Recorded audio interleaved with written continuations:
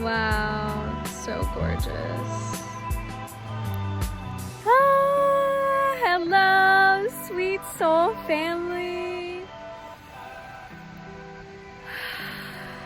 I am feeling so good right now. I hope you can hear me over the waterfall. I did walk away just a little bit. Let me get my footing. Okay. Some days I feel like I'm being called to plan more, like I'm being called to really see and create this future for myself. But in the next breath, I find so much peace in presence. Not in planning and thinking about what I'm gonna do 2 weeks from now or 2 months from now or a year from now. The peace and the joy and the bliss really comes from just being so abundantly present right now. But it's hard, it's hard to exist in this linear society without having a linear plan, without having structure. And I found myself creating a life of abundant freedom. I have no idea what I'm gonna be doing 2 months from now. Like, I really have no clue. I don't know where I'm gonna be. I don't know what I'm gonna be doing. Nothing. And I am scared. I feel like it really causes me a lot of anxiety. But at the same time, this is what I've been creating for myself all along, is this abundant freedom to do whatever I want. And it's like, once you get there to that place of having what you've always wanted, it can be kind of scary. It's like, okay, I'm here. I have all this freedom that is available to me, and I don't want to plan, but yet here I am still falling into the trap of society, still falling into the trap of thinking I need a 10-year plan and thinking I need to know what's next, when my heart and soul is not in what's next.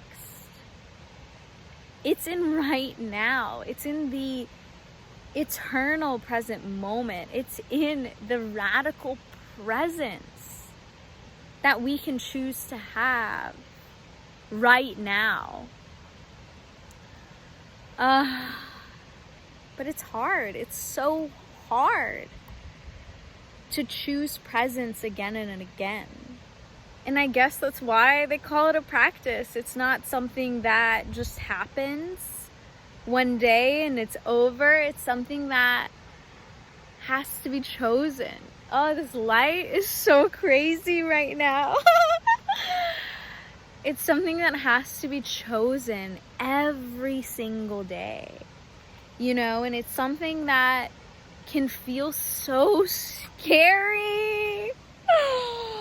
Not knowing. A lot of comfort comes from the knowing. It comes from this sense of security that we constantly try and create for ourselves. But the security is illusory. It's an illusion, right? Because so many of us realize that when COVID hit, the security that we've built into our lives can be taken away in an instance. My arm is getting tired. Let me set this down. How was that? You're on a tree, so hopefully you don't get too bouncy. All the security that we create from ourselves is Maya. It is the illusion.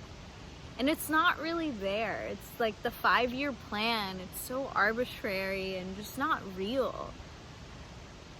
And I really do want to choose this life of deep and radical presence in the moment.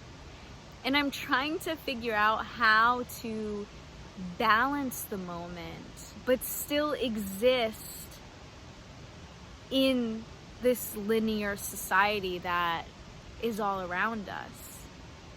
Because spirit is not linear. Spirit is all around. It's within us.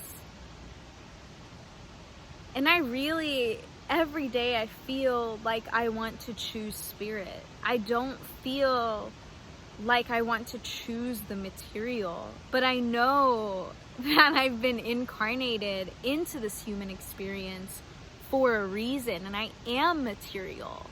This is material. Everything around us is material. Whoa. I swear I'm not high. High on life, baby. And as someone who is very easily influenced in human design, I'm a projector. I find myself talking to my old friends, talking to my new friends who are very much so subscribing to that linear form of existence. And I get caught up and I think maybe that's what I should be doing. And I start questioning my own path. And it keeps happening. And it just shows the cracks in my own resolve, in my own strength, of having a hard time of, knowing who I am and staying true to that. My big thing for 2021 was radical authenticity.